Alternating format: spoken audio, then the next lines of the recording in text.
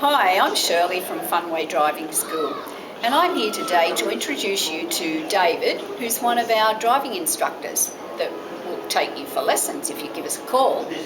And he's here today to give you some information on the learner's logbook, which mums and dads sometimes are a little bit iffy about. So he's going to give you a little bit of information today to fill you in on a few facts. Thank you, David.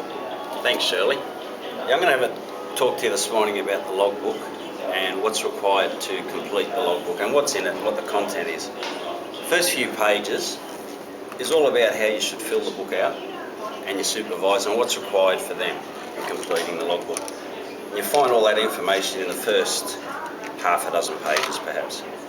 Then it goes into your different sections on your learning content. Okay, and we start off, and they're all colour-coded as it goes through. So we've got some green, orange, then it goes on to reds and blues in the different stages of your level, your driving experience. The first few, the green colour coders are very basic when you're starting off. So we're talking about getting into the car, setting the car up, getting the circuit belt on, getting the key in, starting the car, very basic stuff. So what we need to do, the learning content on each subject, is tick off as we go on each of the different points and learning content that you need. Once all that's done, you've got ticks up all the learning content. Your supervisor would sign down the bottom and date it once that's complete. And we go through the different, as you progress through, the topics get a little bit more difficult. We go from starting and just getting into the car to set up to drive into actually into traffic and also parking. And we progress further through to the motorway, highway driving, driving in rain, adverse conditions, and then preparing for your test. And David, going through a driving school, that's a shortcut to this logbook. Driving instructors know exactly what's required in this logbook. It's very simple. They do it day to day. So to have a couple of lessons to start off with is always a good thing, isn't it, for a new learner? Makes it easier for mum and dad who's teaching them to drive, plus for the driving student too. Yeah, that's right, Shirley.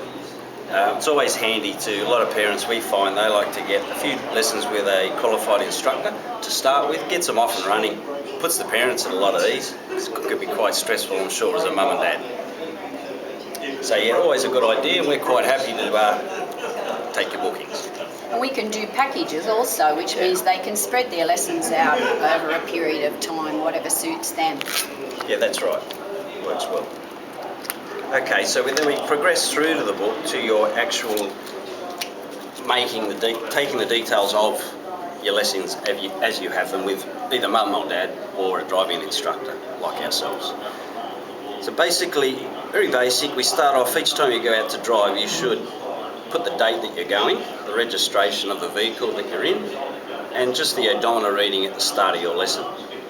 Then I like to put the book aside at the end of the lesson and then pick that up and complete the remaining details, which would be the end kilometres that you did, so total kilometres of that lesson, where you went and what the conditions were and what roads you were on. So it may have been a quiet street, or you may have progressed to a main road, multi-lane road, highways. Also, they want you to record what the weather was like, whether it was fine or raining or otherwise, and what the traffic was, whether it was heavy or light or medium. Okay, and then over the other side here, your supervisor or instructor would record their licence details, sign off, record the times, and then your hours are credited on the side of the logbook. So it's important that you really keep that logbook with you every time you drive, because the hours do add up. Absolutely, and it's always a good idea to record the details of your lesson as you do it, not a week later or a month later, because it just becomes a hassle. Mum and dads don't want to have to go back, and it's not the correct way to do it. Okay, and then at the back of your logbook, you'll find a stat declaration that would be signed by yourself as the driver and your supervisor, and that's to say that you've completed your 120 hours, and the supervisor has supervised, and they will sign off that stat declaration to confirm that. Now, at the moment, it's 120 hours you're required in your logbook. RMS have now introduced a few things that can help you achieve that 120 hours a little quicker. You can have driving lessons with instructors like ourselves, and you'll get credited 3 hours for every hour, up to 10 lessons. There's a few conditions that comply. The RMS have those conditions, but if you check out their website, they'll have full details. There's also a safety driving course you can take through the RMS that can also reduce your logbook hours as well. So, in a nutshell, that's the logbook. Can be complicated, but give us a call. Happy to help. See you around the road. Bye-bye. Okay, thank you for that, David, and we look forward to hearing from you.